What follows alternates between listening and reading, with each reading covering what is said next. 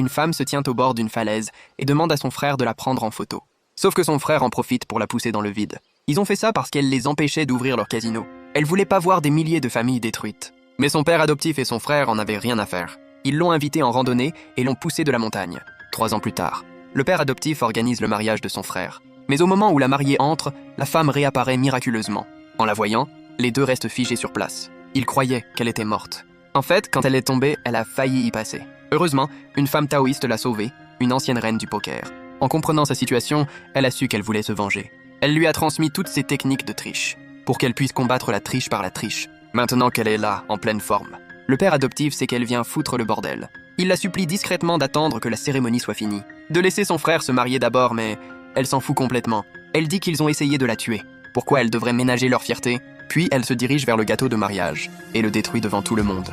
Elle révèle à tous les invités le vrai visage des deux hommes. Les gens se mettent à critiquer le père et le fils. La mariée aussi, elle n'a plus aucune illusion sur son fiancé. Elle quitte la salle immédiatement. Le père et le fils sont fous de rage. Mais elle n'a pas fini.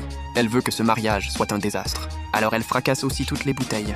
Elle dit que sa vengeance ne fait que commencer. Puis elle se casse. Le père et le fils sont humiliés et furieux. Ils jurent de la mettre en pièces. Le lendemain, la femme débarque seule au casino du père adoptif. Dès qu'elle entre, elle repère un tricheur, qui arnaque un type honnête. En quelques minutes, le pauvre a tout perdu. En voyant ça, la femme décide de lui donner une leçon. Elle s'installe à la table. Quand l'homme la voit s'asseoir, il lui demande combien de jetons elle a. La femme dit qu'elle n'a pas d'argent. L'homme change direct de ton et lui dit de dégager. Mais juste après, elle sort un titre de propriété de son sac. Elle dit qu'elle n'a pas d'argent, mais une maison, ça compte pas. L'homme change direct d'attitude.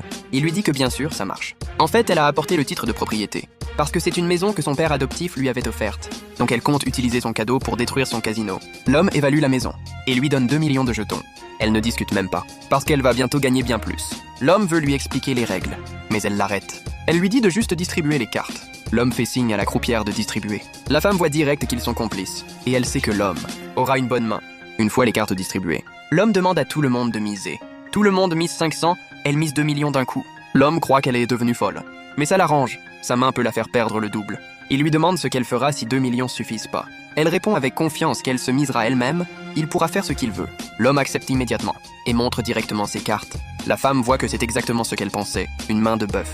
L'homme croit qu'il a déjà gagné, mais quand elle montre ses cartes, il reste bouche bée. Sa main à elle est encore meilleure. Elle gagne direct 6 millions. L'homme comprend qu'elle n'est pas n'importe qui. Deuxième manche. Elle mise direct 6 millions. L'homme est tout excité. Il croit qu'elle a perdu la tête. Les autres la supplient de pas être imprudente, mais elle s'en fout complètement. Elle demande à l'homme de montrer ses cartes. L'homme obéit. Évidemment, c'est une grosse main. Il la presse de montrer ses cartes aussi. T'es pressé de quoi? T'as même pas vu mes cartes? Tes cartes? Ha ha ha. Tu sais ce que ça veut dire un bœuf fleuri?